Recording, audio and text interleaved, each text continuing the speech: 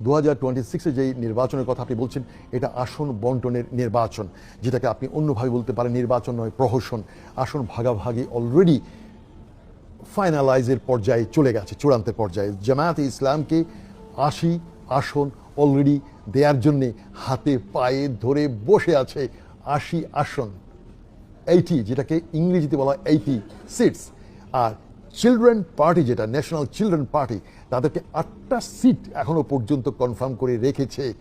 আর বিএনপিও চাইছে মেজরিটি তারা পাওয়ার নিতে। তবে আবারও বলে রাখছি, যিনি ক্ষমতায় আসুন, জামায়াতে ইসলাম তারা হবে ওয়াচ ডগ। এই ওয়াচ ডগ বলতে অনেকে হয়তো বুঝবে না যে ক্ষমতার পেছনে যে মুগুর যে হাতে থাকা, এই মুগুরধারী হবে জামায়াতে ইসলাম। সুতরাং যারা আসবে 2026-এ, এটা একটা মিক্সড একটা কিছু আসবে। আর আমি আগেও বলেছিলাম জামায়াতে ইসলামকে যদি মেজরিটি দিয়েও এবার ক্ষমতায় বসানো হয়, Jamaat-e Islam is too smart, very smart. Jamaat-e ইসলামকে সেধে দিল এবার আসবে না, এরা বসবে না, এরা বসতে চাইবে না।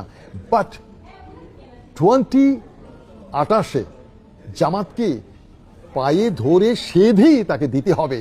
কারণ এই যে ট্রানজিশনাল পিরিয়ড, এই যে 2026 এবং 2028, এই 2 বছরের যে মাঝখানে যে ট্রানজিশন, যে সরকার আসবে, সেই সরকার তার কাঁধে কিছু কলঙ্ক, কিছু দায়ভার, কিছু ব্যর্থতা নিয়েই তারা বিদায় হবে। তারপর হবে আসল নির্বাচন। আর এই ট্রানজিশন পিরিয়ড গতবারও হয়েছে, সেই 1980-এ, আপনারা অনেকেই জানেন। 86 থেকে 88, আবার বিএনপির সময় একবার দেখেছেন 1996, তো 6 মাসের জন্য একবার এসেছিল। এইভাবে কিন্তু খণ্ড সময়ের জন্য কিন্তু অতীতেও বিভিন্ন দল ক্ষমতায় এসেছিল। আর আপনি জাতীয় পার্টির কথা বলছিলেন, জাতীয় হেজড়া পার্টি, সেই গোলাম, আমি বলবো এ হলো দাদাদের চাটুকার, নির্লজ্জ একটা বেহায়া। প্রেসিডেন্ট এরশাদের কিছু নৈতিকতা ছিল, যদিও বেশিরভাগ ছিল তার বিশ্ব বেহায়া। আর তার জিন্দা যে ভাইটা আছে, ও ছিল বিশ্ব বেহায়া। আর এই গোলাম কাদের, এ হচ্ছে মহা বিশ্ব বেহায়া, নির্লজ্জ, দালাল, চাটুকার।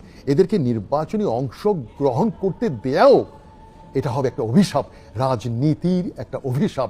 জাতীয় পার্টিকে ব্যান করা অত্যন্ত জরুরি। কারণ এই রাজনীতিকে আর কলঙ্কিত হতে দেওয়া যায় না। প্রকাশ্য দিবালোকে এই গোলাম দিল্লি থেকে এসে